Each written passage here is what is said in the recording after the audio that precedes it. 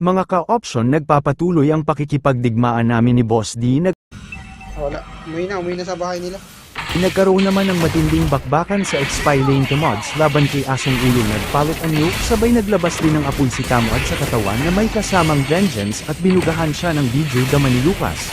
Lamang na sana siya, kaso sa sobrang tapang niya ay pinasok siya sa tore, kaya siya tuloy ang na-deads. Tamos, huwag ka pumasok sa tower.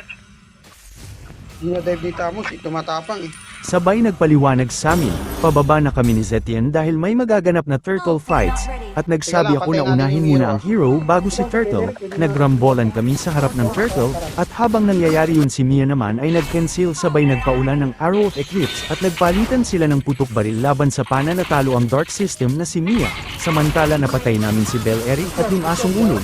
Aatras sana kami kaso hinabol kami ni Dracula at sinamuray niya si Saber. Kinalmot naman ni Selena si Zetian at si Amazona na lang ang natira, at sumunod na rin ito sa dalawang kasama niya.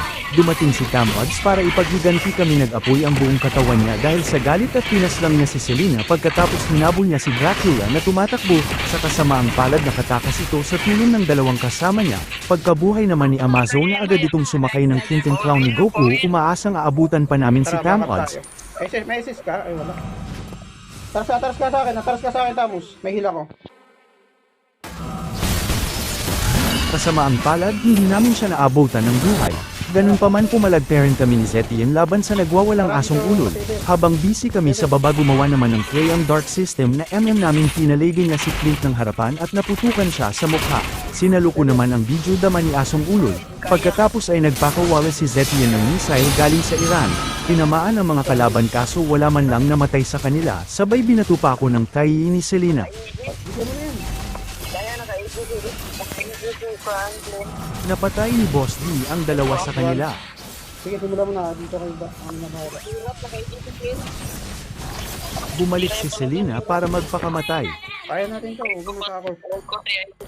Kunin mo lang yan.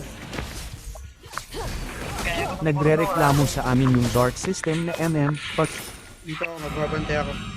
Sakit na ni Clint, sakit. Angat lang ah.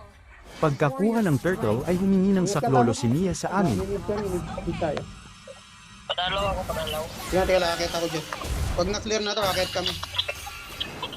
Ingat ka Tamo, wala kang kasama dyan ah. Tara, Mitch. Akitin natin to. Habang umaakyat kami ni Zetian para bumakap, pinagbabaril siya ni Clint sa mukha, sabay napa-array ko po si Mia at Derichong uwi sa base. Hirap eh, oh. Taras ka lang. Tara dito. Lapit ka sa akin, Mitch. Pupukin ko to. Tinapos namin ang buhay ni Clint na nagpapaiyak kay Mia. Palag. Alam nila ah.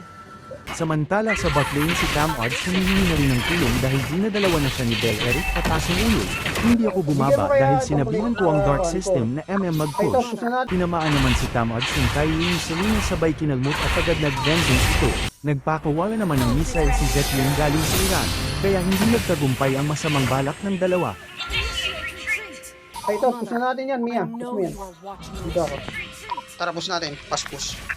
Sinama rin namin si Clint dahil ayaw niyang iwan ng tore. Hirap yun, nakaisip. At sa wakas nakabawi din si Mia kay Clint, at nagpaalam na itong uuwi. Ano? Alam na gawa? Tara, uwi mo na ako. Uwi. At dito muna nagtatapos ang pakikipagsapalaran ni Amazon sa mundo ng mga Dark System.